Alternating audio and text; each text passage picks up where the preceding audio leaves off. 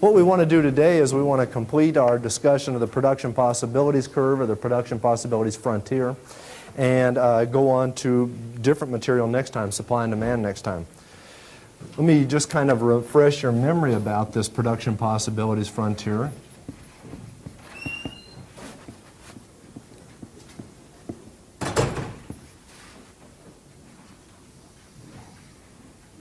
If you'll remember, if an economy uses all of its available resources and its best technology, it could produce at points along this production possibilities frontier.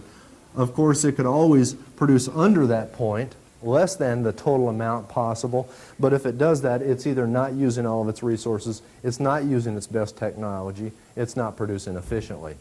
Okay? So along the production possibilities frontier is what's possible. Last time we also talked about the concept of economic growth, how that through economic growth this curve shifts outward and we're able to consume more of all goods, really. More good X, more good Y, more of both goods. How do we generate economic growth? We talked about that last time, and I'll just briefly remind you of that.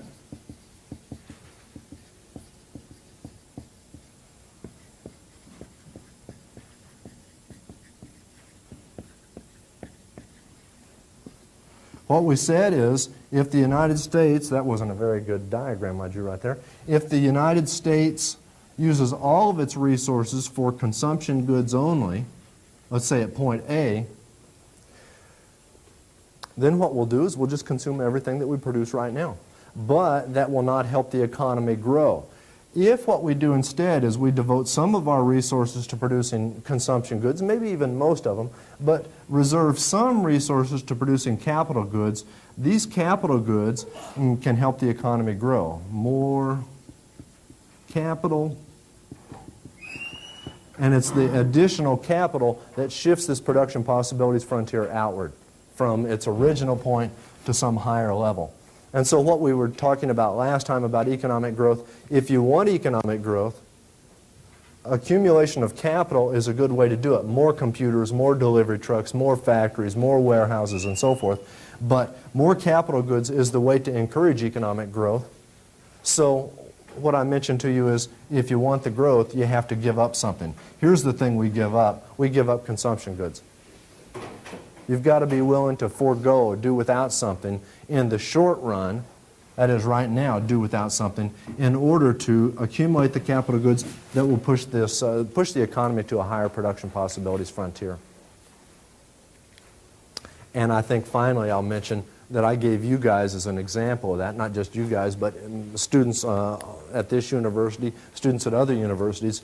What you are doing is by going to college, you are sacrificing consumption goods. You're agreeing to have a little bit lower standard of living right now in order to accumulate what we called human capital. And that human capital is going to be something that will push your own production possibilities frontier outward. Everybody's got one of these curves, these production possibilities curves. I shouldn't say a curve necessarily. You may just be in your head, you know, sort of walking around with this information in there. But your own production possibilities frontier, your own standard of living, economic growth will occur at a personal level through your investing in human capital. Economists like the production possibilities frontier for a number of reasons, but one of them is for evaluating public policy.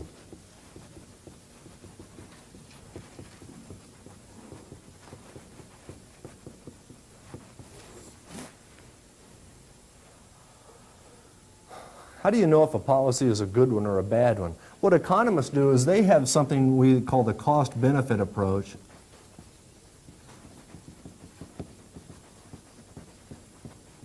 For evaluating public policy. Is a policy a good one? Should we build this road? Should we build a certain highway? Should we add an aircraft carrier to the naval fleet? And so forth. When we have these public policy issues to look at, what economists will do, I don't mean to say everybody does it, don't mean to say everybody should do it, but I'm saying the natural way for economists to look at these public policy issues is by comparing the benefits and the costs. You can sort of think of some kind of a scales, you know, it's out there we can weigh things with. And what we weigh is the benefits against the costs. And the proper measure of cost is opportunity cost.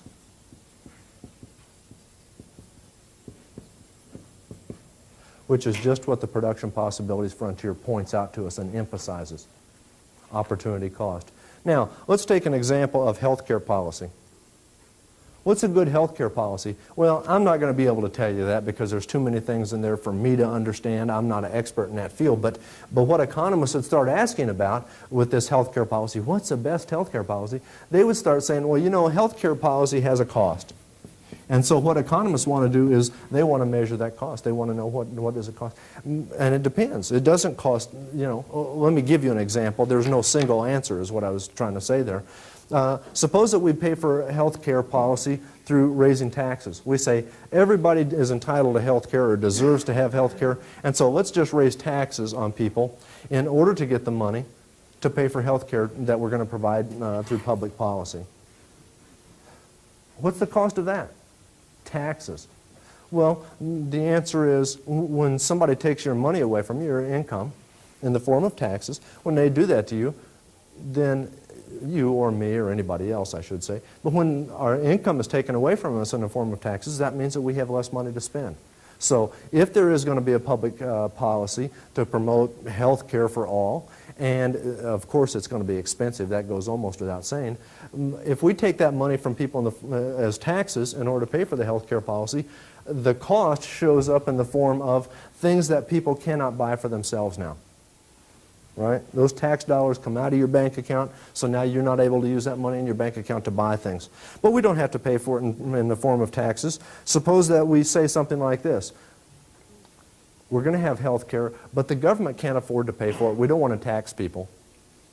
Let's do this. Let's tell every employer, you must provide health care for your employees, and maybe some minimum amount of health care. You must provide that for your employees.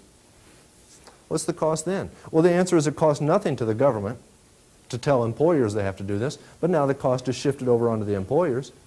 And the employer says something like this. Gosh, that's going to be kind of an expensive thing. Healthcare costs. If I hire one more employee, that's going to cost me another, let's say, $300 a month. How could I avoid that? I hate to pay those costs.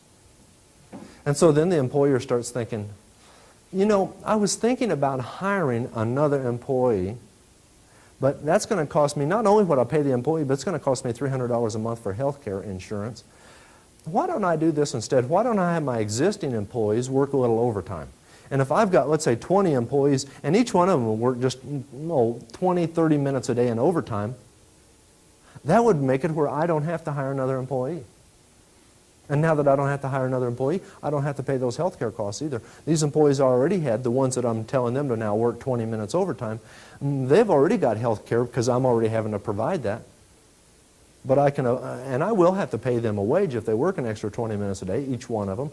But even so, I don't have to pay an extra $300 a month health care insurance. So now when we come along and we try to impose these costs of health care onto the employers, the opportunity cost is a little bit different. It's something that, first of all, strikes the employer, and then the employer decides, I'm not going to hire as many employees as before. And so all of a sudden, we have people not being hired. And so some of the cost gets passed on to somebody who says, I'd like to have a job, and the answer is, well, you can't have a job because health care costs are too high. Of course, the same analysis would apply to any sort of government-mandated cost, but here we're talking about health care. How about a third way of promoting health care for all?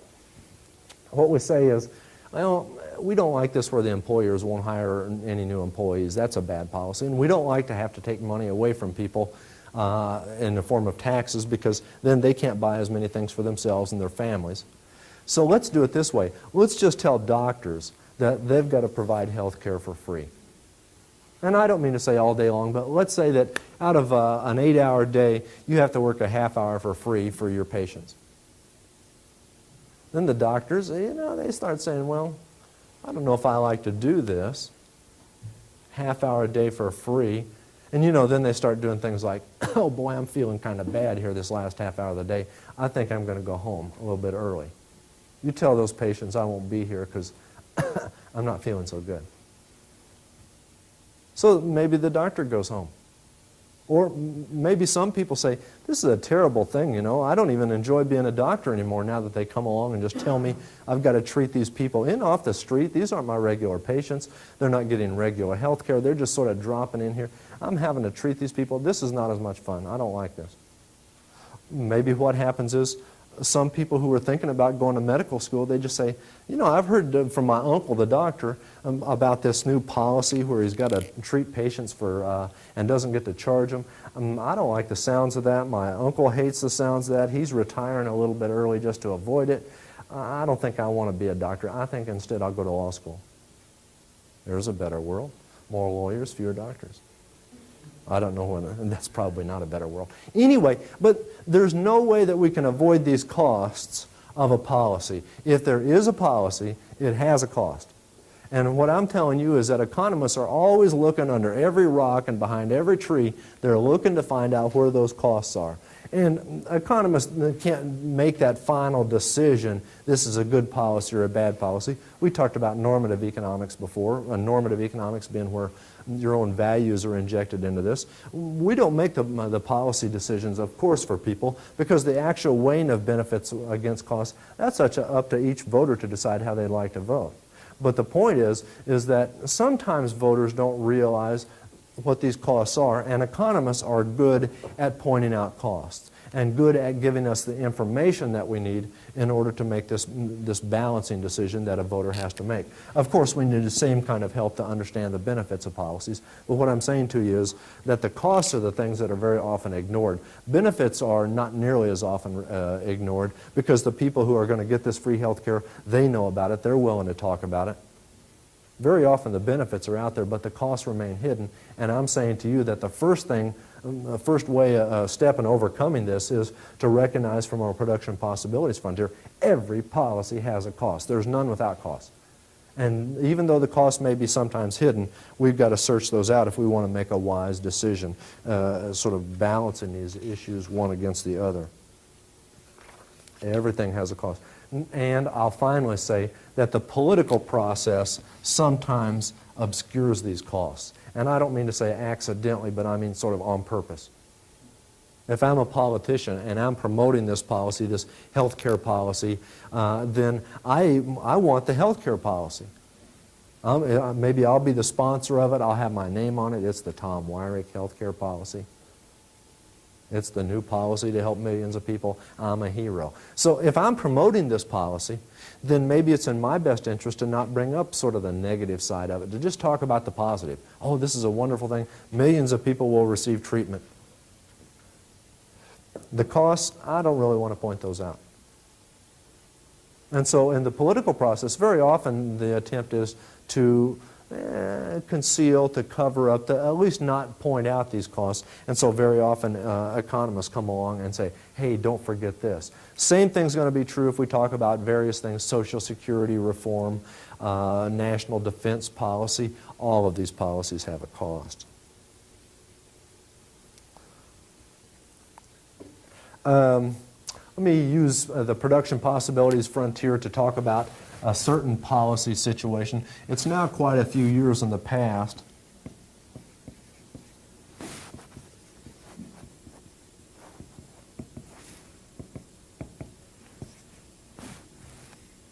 Uh, 1960s. During the 1960s, the president, well, not all during the 60s, President Kennedy was there at the first part of the 60s, and along came President Johnson, Lyndon Johnson, his initials LBJ.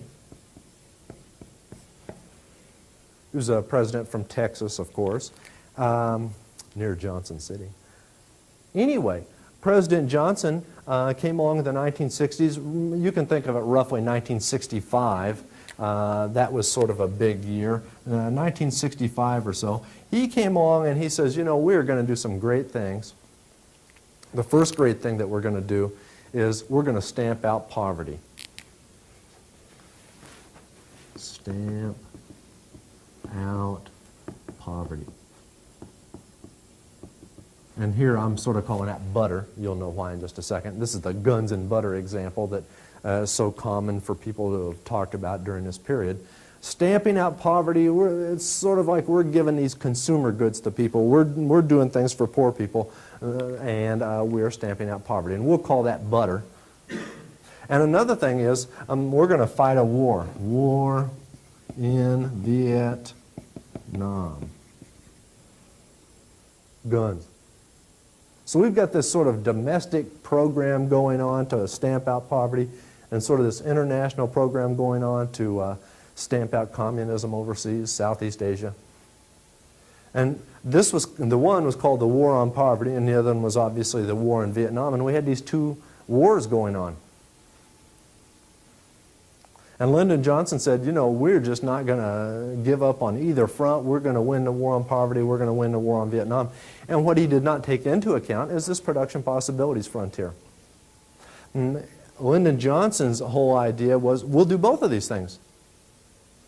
Well, what do we have to sacrifice? Don't have to sacrifice anything. We're going to fight both wars, and we're going to win both wars simultaneously. We're going to have more domestic programs. We're going to have more, national defense programs. We're going to have it all. Well, you just cannot have it all. Once you reach the production possibilities frontier, and let's say you've got, G1 and B1 units of guns and butter. If you want some more guns, if you want to fight that war in Vietnam a little more vigorously, G2 units of guns now, the production possibilities frontier says, well, it will be necessary to get along with fewer or less butter, fewer of these domestic programs. If you would like to have more domestic programs, you're going to have to get by with a smaller defense effort, or offense effort, but military effort. There's a trade-off. More butter, you want, what would this be, B2? If you want B3 units of butter, more of this, then the production possibilities frontier says you're going to have fewer units of guns, less of this defense effort. But the production possibilities curve says you can't have more of everything. Lyndon Johnson said, yes, we can have more of everything.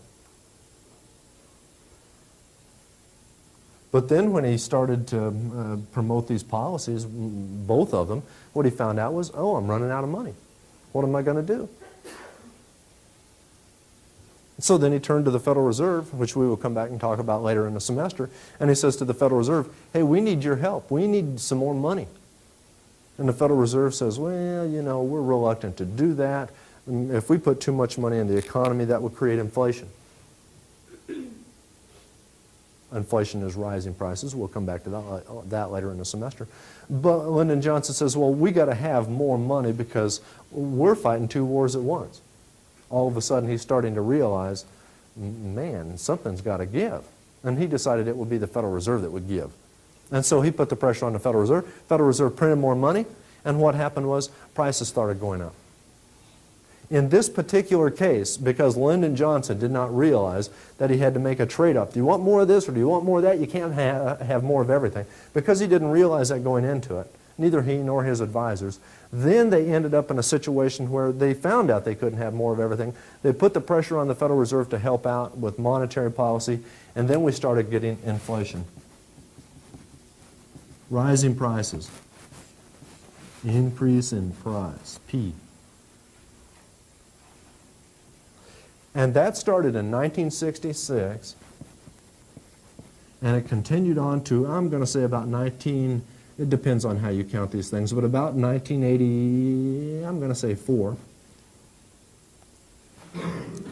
We entered this period of inflation, and that period of inflation was with us for 16, 18, 20 years, depends on exactly at what threshold you say it started and when did it end. But the point is we had 18 or 20 years of high inflation, and here's when it started. And it turned out that these costs, which the president did not want to sacrifice one thing against the other, these costs got turned on to us or put onto the society in just a different form, in the form of inflation. And that disrupted financial markets, it disrupted labor markets, it disrupted markets for goods and services, and the cost came out in that form. But the point is that we are not able to avoid costs. If you want more of something, you have to decide what are you willing to give up. And we hope that the answer is, the thing that's of lowest priority, right? If you've got to give something up, the thing you want to give up has the lowest priority, and that way the opportunity cost is minimized. But there is a cost, and because we did not recognize that cost, we had a number of years, and really only in the last couple of years have we begun to get over this. And so, you know, inflation is something, I don't think that we are over it. Inflation is something that's still in the back of people's heads saying, oh, that was a miserable time during the late 60s and the 70s and in the early 80s. It was a miserable time. We either had inflation or we were fighting inflation. It was disrupting the economy. And so, and I don't think we're totally over it yet. So this is something that has had a very high cost. These two wars that we were fighting simultaneously had a very high cost on our society, in addition to the costs that were obvious at the time of people being killed and injured overseas and so forth. Okay, questions about this? Let's go on and talk about something else. I want to talk about, by the way, this economist's approach to public policy, partly because this is the College of Public Affairs, and that being the case, then we like to talk about these public affairs issues from time to time.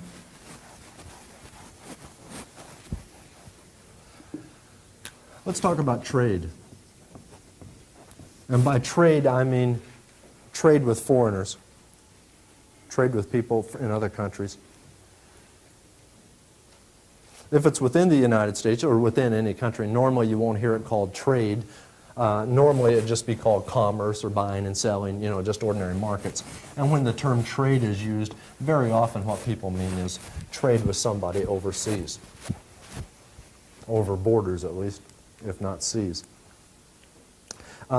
Here's what I want to show you when all is said and done. Let me draw a little picture and then we'll come back to it later on. I want to show you that it's possible to achieve a point like this point A I've just drawn that lies outside of the production possibilities frontier. I just told you a few minutes ago that we are constrained to consuming goods along the production possibilities curve, and what I want to do is show you that it's possible to get outside that curve through trade. Okay, let's start off. I want to have two different countries in my example here. I'll start off with, how about the USA? What do we have here? X and Y. We'll have 100X or 500Y.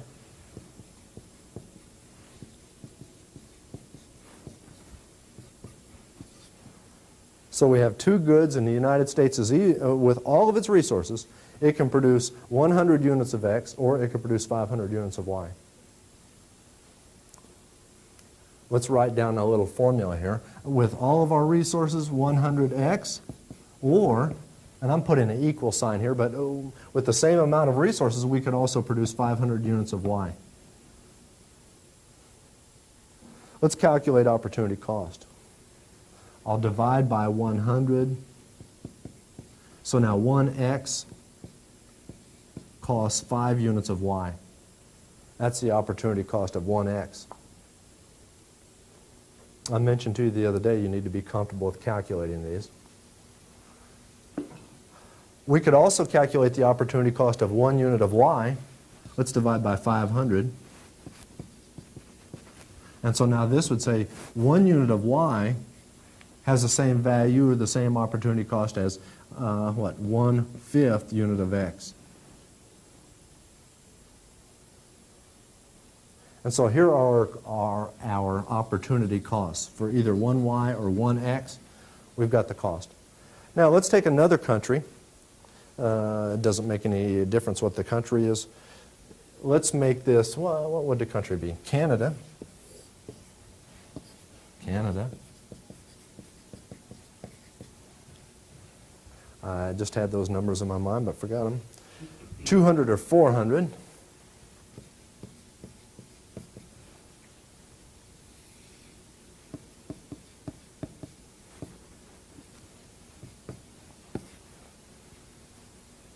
Canada can produce more of, looks like Canada can produce more of X than the United States, but the United States can produce more of good Y than Canada.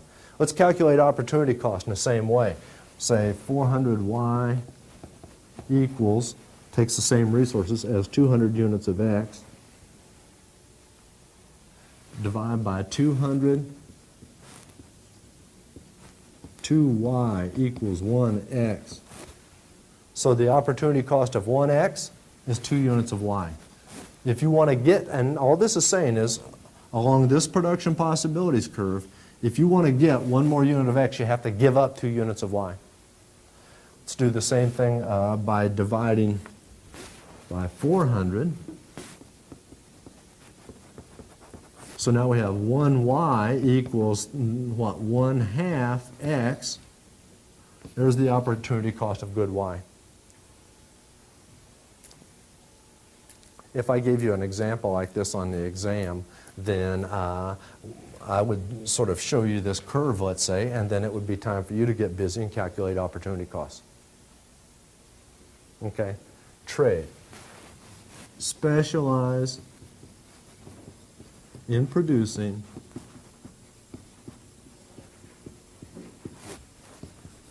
the good for which the nation's opportunity cost is lowest.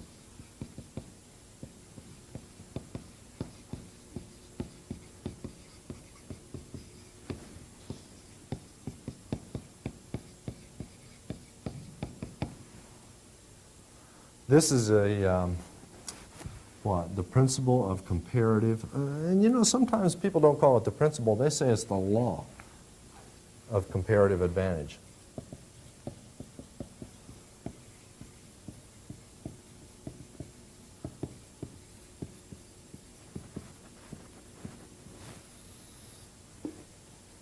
The law of comparative advantages, it tells us what to specialize in producing. You specialize in producing the thing where you have a comparative advantage, where you're comparatively the most efficient. And the way we do that, find out comparative advantage, we look at these opportunity costs. Now, let me sort of highlight this so there's no doubt what we're talking about. Here's for the United States, our opportunity costs. Here are opportunity costs for Canada.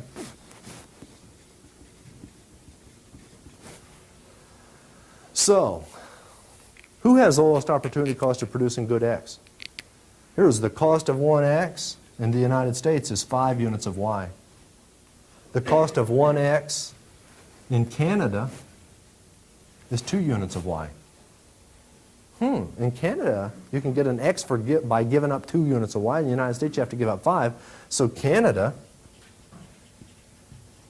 should specialize in producing X. The opportunity cost is lower for Canada. How about the opportunity cost of 1 unit of Y? In Canada, if you want a unit of Y, you have to give up half a unit of X, 0.5X. In Canada, in the United States, if you want 1 unit of Y, you give up 0.2X, 1/5 of a unit of X. So if you wanted 1 unit of Y, you can either get it for 0.2X, 0.2 units of X, or 2.5 times as much over in Canada. So USA specialize in producing good Y. That's what the law of comparative advantage tells us to do.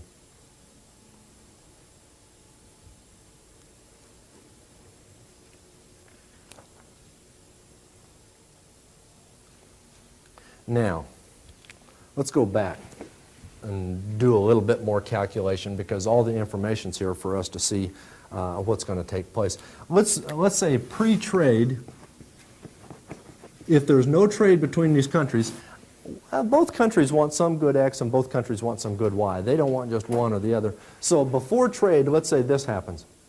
Okay? Let's say each country uses half of its resources, half and half. Let's say each country uses half of its resources to produce each good. And so then in Canada, they would have, what, 100 X's and 200 Y's.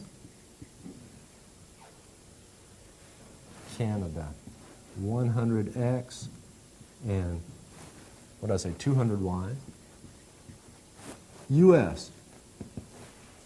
If we use half of our resources for each good, then we would have 50 units of X, and we would have 250 units of Y.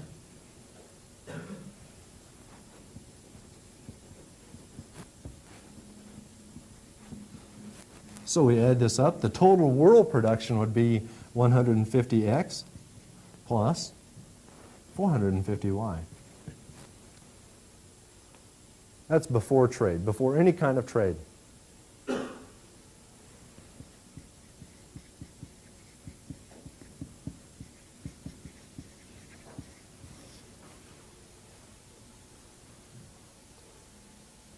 Now, let's take this other example, though. Suppose that each nation follows the law of comparative advantage.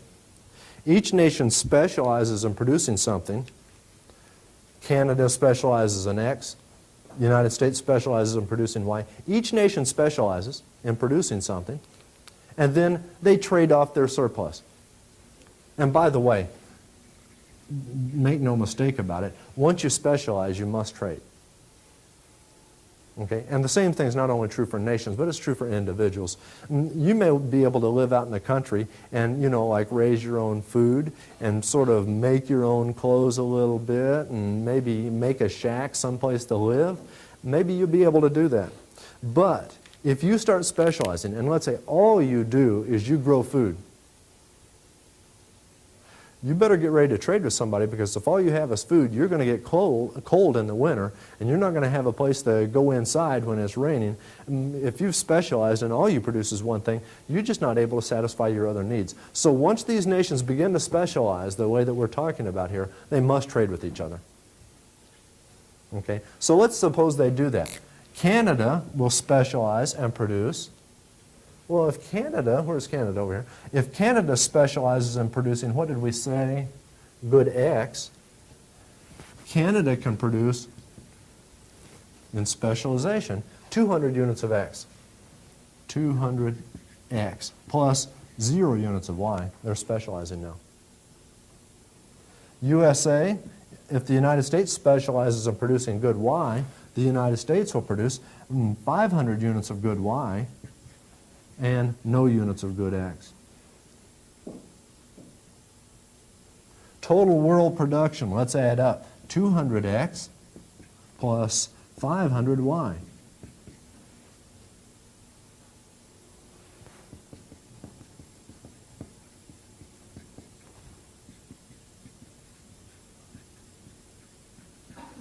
We're assuming that there's just United States and Canada involved in this world that we're looking at. Okay, well, now let's go back and compare. Total world production of good X, when there was no trade, just the United States produces its own X, its own Y, total world production of X was 150 units. Now, with specialization and trade, total world production of X is 200 units. It's up by, gosh, 1/3. And before there was any specialization, there were 450 units of Y out there being produced by the two countries added together. But now that we have specialization taking place, total world production, and what, only the United States is producing good Y, total world production now is 500 units of Y. We're able to get more Y, and we're able to get more X through specialization and trade. Now, I don't know the exact amount of trade. It depends on how the two countries feel about X's and Y's. If they just traded away half of what they have for half of what the other one has, then what we'd end up with is something like this. Did I make that clear to you? Let's say Canada gives up half of all of its X in order to get half of the United States' Y. Then each country would end up with 100 X, and each country would end up with 250 Y. Both countries, each country would end up with that. And you can see that 100X and 250Y, wow, the United States is doing better. Before there was trade, the United States could only have 50X and 250Y. That's when it produced for itself. Now it's got 100X and 250Y. Same amount of Y, more X, twice as much. Before trade, Canada had 100 X's and 200 Y's. After trade, Canada's got the same 100 X's, but wow, 250 Y's, not just 200. Canada's got more Y than before and the same amount of X. The United States has got the same amount of, what did I say, of Y as before and more X. Both countries are better off. And both countries, let me draw, well, here is the picture. Here's almost the picture. The United States had a production possibilities curve that looked like this. Where did I say? Ooh, someplace I drew that. 100 and 2 and 500.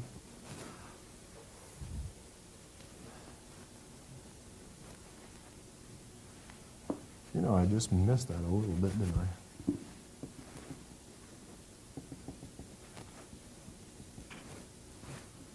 The United States is consuming at a point like this point A that I drew out here a while ago.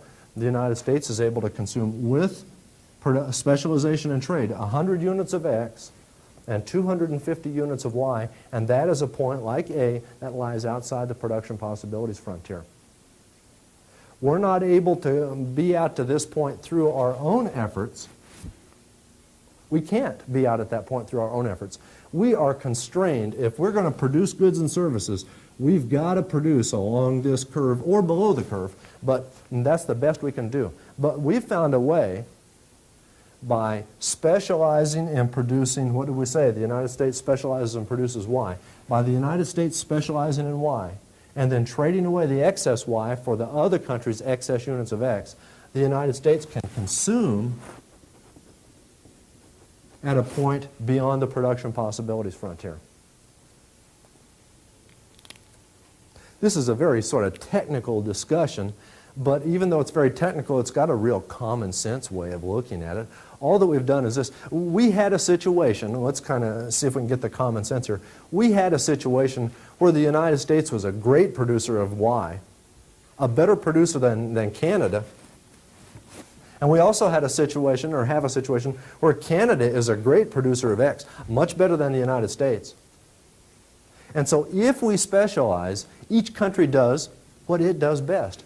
Canada only produces this thing that it's twice as good as the United States are producing. And the United States only produces the thing it's much better at than Canada.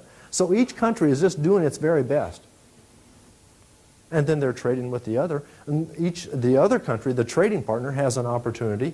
The United States has an opportunity to get good X from Canada, and Canada is so efficient at producing X.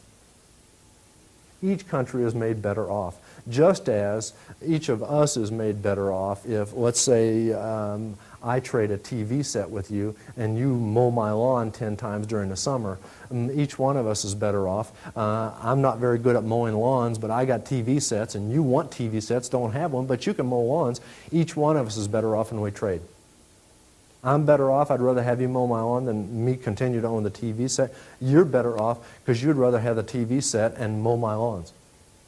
Both parties benefit in this sort of a situation too.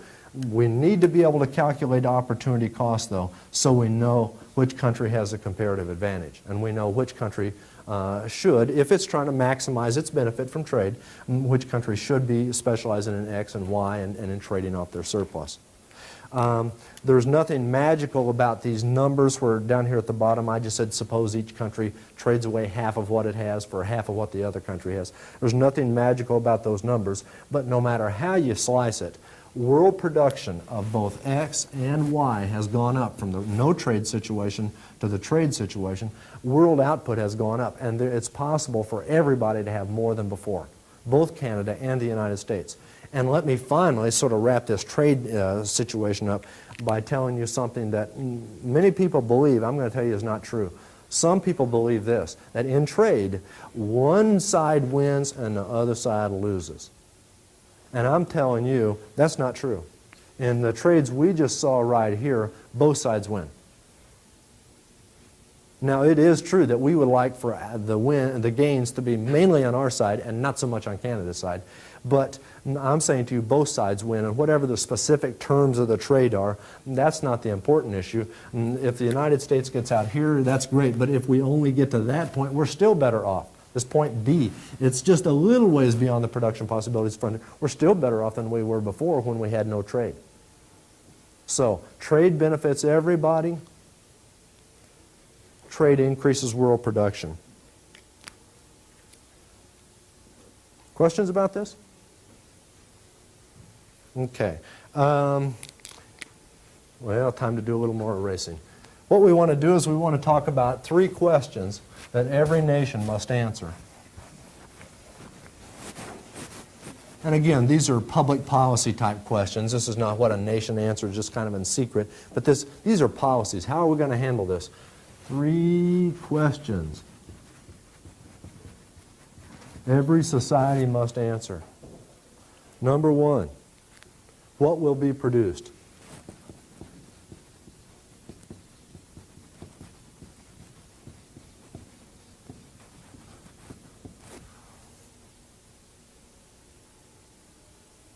What will be produced? You know, every nation has got to decide that. What I'm telling you here is that what will be produced is going to be at some point along the production possibilities frontier.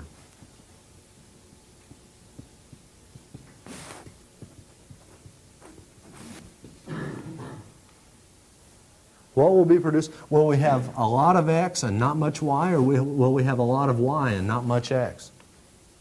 This is pick a point. On PP curve. Every nation has got to decide that. Each nation makes its own choices, but that choice has to be, or that question has to be addressed. Number one, how will the goods be produced?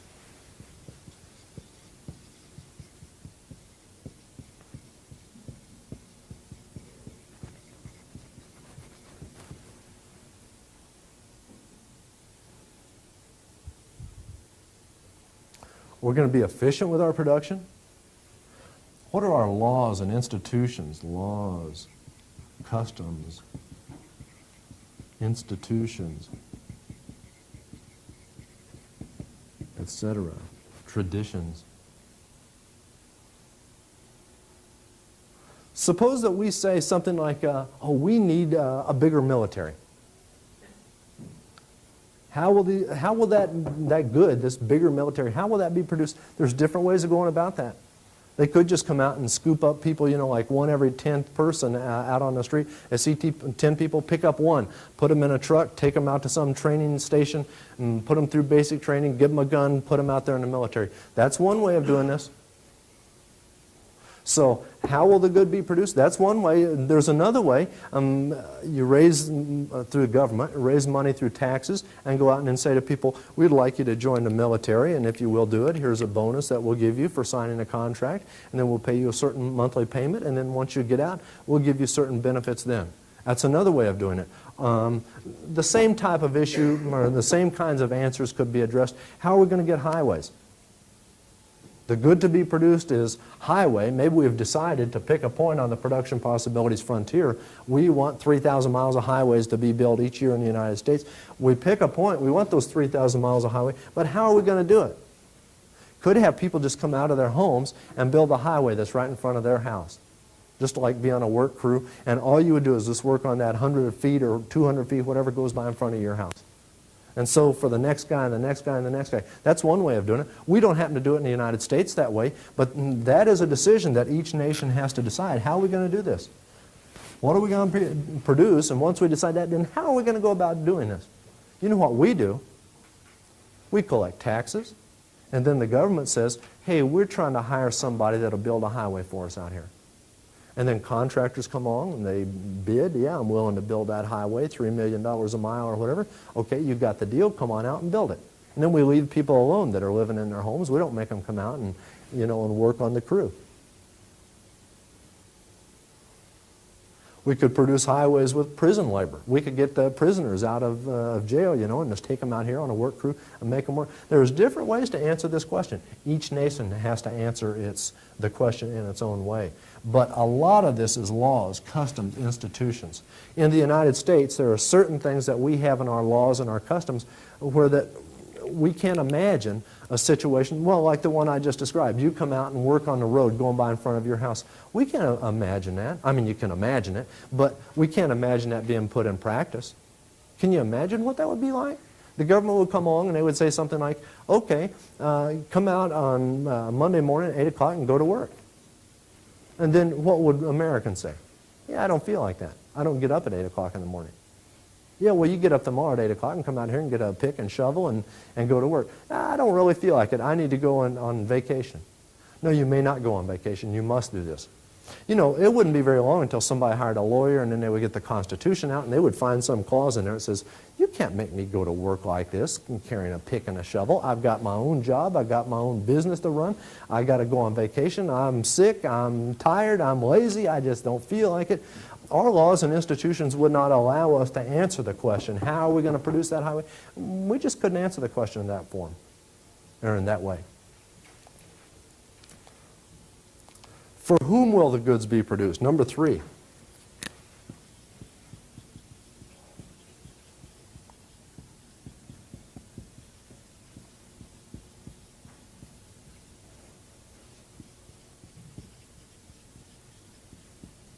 For whom?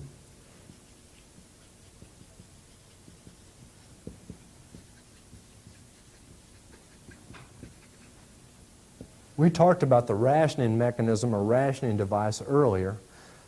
Once we produce these goods, we have to decide who gets to use them. Who gets to use the highway? Can anybody use the highway? Well, in the United States, that's the way we run the policy, yeah, pretty much. But, you know, some highways, we have a toll booth that's set up there, and we say, if you want to use this road, you have to pay money. Other roads, we just say, if you want to use this road, just get on it and use it. We have to come up with some way to ration that space out. You know, when we just say, if you want to use the road, just use it, sometimes we have traffic jams. You don't have traffic jams nearly as often on turnpikes and so forth because we've got a price out there. The people who are willing to pay the price, they use the highway. Other people don't use it. There aren't as many people on that highway. We ration those scarce goods and services out. Every society must answer these questions. Not just market economies, but a socialist economy or communist or whatever you'd like to call it. Every single society has these questions and they must answer them. And the way they answer those goes a long way in deciding, is the economy very efficient? Does it produce modern goods and services? Are the goods and services desired by the people? You know, Russia, when it was the Soviet Union, it used to produce lots of goods and services. They just happened to be goods and services that the average person didn't want. A lot of military goods and services. And the average person just said, gosh, I wish I had like dinner tonight. I wish I had a nice apartment. I wish I could come and go freely. So how the nation answers these questions, that influences the quality of life for people, the efficiency of the economy, and its future and so forth. Let me finish up and sort of give a longer-term perspective about this. When a nation comes along, and the United States has been doing pretty good with this in the last couple decades, when a nation comes along and it finds a good way of answering these questions, other nations notice. You know, we tend to think of ourselves just kind of, we're cut off from the rest of the world. We do what we do. They do what they want to do, other people in other countries. But the reality is it's not quite that simple. The reality is everybody's looking for a way to be prosperous. Prosperous and happy. And that being the case, nobody knows how to attain this. We don't know for certain. We have these ideas, but what we do is we look around for models. Oh, that country over there is successful. Let's do what they do. And what I'm saying to you is this, is in about the last 20 years or so, the United States has had really a great deal of success at answering these economic questions. We've got an economy set up where we decide how will goods be produced and what goods are going to be produced. We do that largely through a market economy here in the United States. And as I say, we've had a good deal of success, and so people in other countries, they start looking at our success and they say, gosh, if we want to have a successful economy, we need to start answering these fundamental questions the way the United States does. And so what we've seen in the last couple decades is a growing number of countries adopt similar practices to ours, a more market economy approach to answering the questions, and they too have been experiencing more prosperity. Let me close up by telling you of a bad story about this, though. Back in the 1930s, we had the Great Depression, more of which we'll talk about later. But we had the Great Depression back in the 1930s, and what happened was countries around the world were looking at the United States and saying, you know, that market economy didn't work out too well. They got a depression. They seem to be stuck in that depression. There's a lot of misery. There's a lot of suffering. Let's don't do what they're doing. And so the rest of the world was looking around for a model to follow, a way to success, and they decided to reject our approach. Many countries did. And then they looked around and they said, oh, socialism. They're trying this new social experiment over there in Eastern Europe and the Soviet Union and so forth. And that seems to be having a good deal of success. And so right there in the 1930s and 40s and 50s and 60s, and into the 70s, what happened was much of the world was thinking that the United States model hadn't been so successful and that socialist model had been more successful. So a large number of countries around the world were more of a socialist kind of an approach toward answering these questions. And nowadays, as I say, the last 20 or so years, they've started coming around to our way, and the world economy has become more market-oriented. What we'll do next time is we'll talk about one important aspect of a market economy, and that's the way that goods get bought and sold in markets through supply and demand. So long. I'll see you next time.